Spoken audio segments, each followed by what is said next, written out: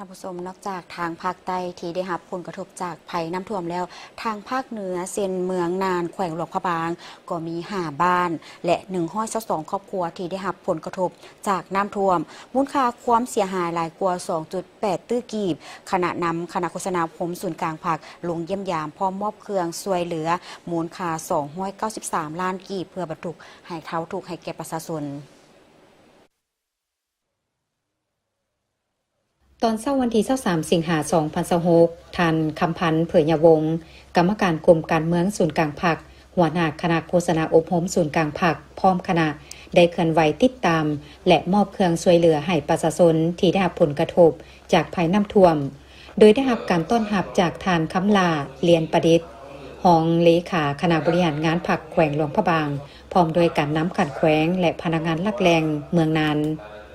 ตามการรายงานของท่านไซนครสุทธิดากรรมการพรรคแขวงเลขาคณะบริหารงานพรรคเมืองนั้นเหตุน้ำท่วมเกิดขึ้นเวลาประมาณ 2 โมงเช้าวันที่19สิงหาคม2026จากฝนตกหนักและน้ำน้ำเพิ่มสูงขึ้นส่งผลให้เฮือนประชาชนเส้นทางชลประทานพาหนะสัตว์เลี้ยงและพื้นที่การผลิตเสียหายในระหว่างวันที่19-21สิงหาคม2026ทั่วเมืองมี5บ้านได้รับผลกระทบคือบ้านนาเลาสีบุญเฮืองนาเมืองใหญ่บ้านกลางและบ้านพลไซในนั้นบ้านสีบุญเฮืองและบ้านนาเลาได้รับผลกระทบหนักกว่าหมู่เหตุให้ทั่วเมืองมีประชาชน574คนหญิง244คนใน122ครอบครัวได้รับผลกระทบนอกนั้นมีนาเสียหาย